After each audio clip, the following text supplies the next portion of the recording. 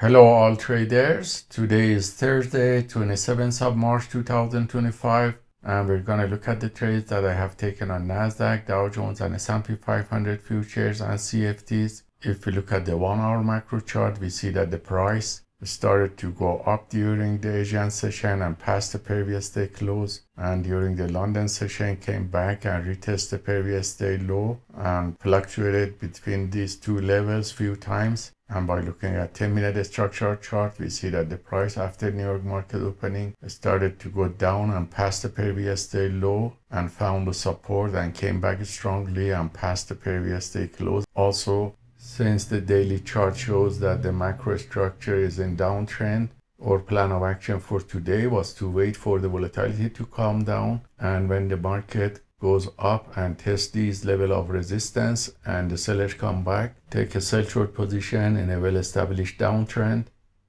And that's what happened. And around 10 o'clock when I came back, the price was testing the previous day close and this level of resistance, and I saw that the sellers are coming back. So this wave of downtrend from here to here was taken with setup B on Nasdaq with multiple positions, and also on Dow Jones with setup B, one position, and S&P 500 also with two positions.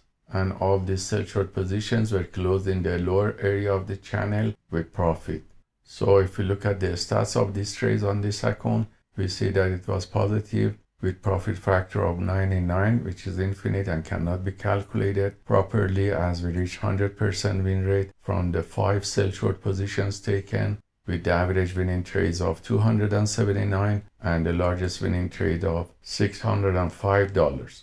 So that's a summary of the trades I have taken on some of the futures prop firm accounts, and for the small CFD prop firm accounts I will update you on a weekly basis each Friday. So hope these trades taken by the PAAT system for fast scalping on the futures and CFD prop firm accounts are useful for you, and let us know if you have any questions. Have a wonderful day.